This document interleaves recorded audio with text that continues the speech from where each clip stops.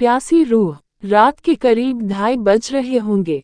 Night shift करने के बाद मैं पैदल ऑफिस से घर की ओर लौट रहा था। वाहन न होने के कारण बीते 1-1.5 साल से महानगर की सूनी बियावान और लंबी सड़कें हमसाया बनकर मेरे साथ चलती रही हैं।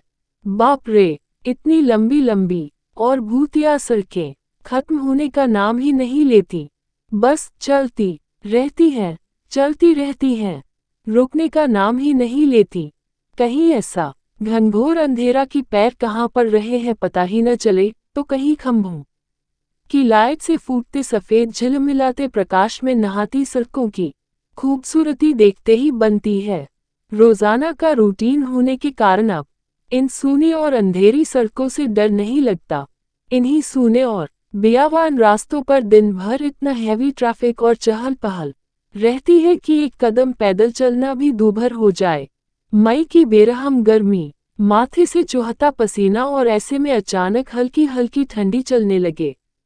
माथे के पसीने से टकराती ठंडी हवा कितनी शीतलता प्रदान करती है। ऐसे में कौन बेवकूफ होगा जिसका मन गुनगुनाने को नहीं करेगा। गुनगुनाते हुआ मैं आगे बढ़ ही रहा था कि अचानक आंखें एक जगह पर जाकर ठिठक गईं। सड़क किनारे एक सभ्य सी अधेड़ महिला खड़ी दिखाई दी। करीब 100-125 फीट की दूरी रही होगी। कंधे पर छोटा सा बैग लटका था, वहीं पैरों के पास भी एक ब्रीफ के जमीन पर रखा दिखाई दिया। सफेद प्रिंट वाली साड़ी से जिस करीने से उसने अपना सिर ढक रखा था, उससे तो वो किसी भले घर की ही गृहिणी ही लग रही थी। लेकिन इतनी रात गए, वो भी शहर के भीतर से गुजरने वाले हाईवे पर, कुछ अजीब सा लगा। हो सकता है मायके या ससुराल वालों ने बस में बिठा दिया हो और किसी कारण बस लेट होने पर महिला को देर रात यहाँ उतरना पड़ा हो। शायद उसका घर यही कहीं आसपास ही होगा, या फिर शायद सवारी ऑटो या रिक्शे का इंतजार कर रही हो। लेकिन इतनी रात गए रिक्शा कहाँ मिलेगा। शायद घर का कोई परिजन गाड़ी लेकर आ रहा होगा। शायद शायद शायद सोचते हुए मैं उसके बहुत करीब आ गया। नजरों से नजरें टकराए, मगर वो जरा भी नहीं झेंपी। मेरी आंखों में बराबर देखती रही। भय का नामो निशान तक नहीं, वरना इतनी अंधेरी और सूनी रात में एक अकेली महिला, कम से कम मुझ जैसे मवाली सरीखे इंसान को देखकर तो डर ही जाए।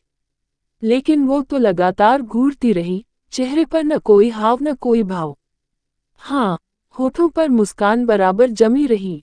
मैं ही झेप गया, मुझे ही नजरें हटाना पड़ी, कहीं ऐसी वैसी तो नहीं। फिर एकदम से सिर झटक दिया। होगी कोई, मुझे क्या लेना देना। मैं तेजी से कदम बढ़ाता हुआ अनजान महिला को क्रॉस कर गया। अनजाने डर और शर्म के मारे मैंने फिर पलटकर नहीं देखा। न जाने वो क्या सोच बैठे। चलते चलते मैं दूसरी सड़क पर आ पहुंचा। अब वो सड़क और महिला पूरी तरह से ओझल हो चुकी थी। कहीं कोई भूत वूत तो नहीं थी। थोड़ी देर पहले भला लगने वाला रास्ता अब भयभीत करने लगा था। मैं जल्द जल्द अपने घर पहुंच जाना चाहता था। इसी तारतम्य में चाल में गजब की तेजी आ गई और बड़े बड़े डग भरने लगा। करीब 1.25 किमी ही चला था कि अचानक मुंह से चीख से निकल गई। वो महिला करीब 100 गज दूर उसके सामने सड़क किनारे ठीक उसी ढंग से खड़ी दिखाई दी। कंधे पर बैग और जमीन पर ब्रीफ केस। ये कब यहाँ आ गई? एक ही रास्ता तो है। न कोई गाड़ी निकली और न ही वह पैदल दौड़ती हुई मुझसे आगे निकल गई। मेरा पूरा शरीर मारे डर के पसीने से तरबतर हो गया। लगा कि आज की रात आखिरी रात है। वो भूतिया औरत कुछ देर में मुझे चबा चबा कर खा जाएगी। मैं बेतहाशा भागा, इतनी तेज कि पता ही नहीं चला कि वो औरत कब पीछे रह गई। भागता रहा और सीधे घर पर जाकर ही रुका। सांसें धौंकनी सी चल रही थी। घर के बाहर ही कुछ पल खड़ा रहकर अपनी सांसों पर कंट्रोल किया। अगले दिन शाम करीब 5 बजे ऑफिस पहुंच गया। एक बुजुर्ग कर्मचारी को रात का सारा घटनाक्रम सुना डाला।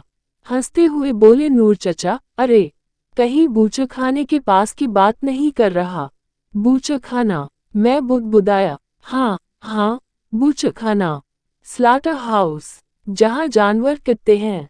बेटा, वो सड़क बहुत खतरनाक है। बहुत हादसे होते हैं वहाँ। तेज रफ्तार बड़ी गाड़ियों ने बहुत सारे लोगों को कुचला है। सुना है कि कई साल बस का इंतजार कर रही एक औरत को भी एक ट्रक ने रौंद डाला था। तुझे ही नहीं, बहुत सारे लोगों को दिख चुकी है। लेकिन बेटा, भली औरत की रूह लगती है, कभी किसी को नुकसान नहीं पहुंचाती। मैं हैरान था और परेशान भी। अब कैसे निकलूंगा उस रास्ते से रात में पैदल? और एक आत्मा, औरत की रूह से आमना सामना हुआ है मेरा। वो भी भली औरत की रूह।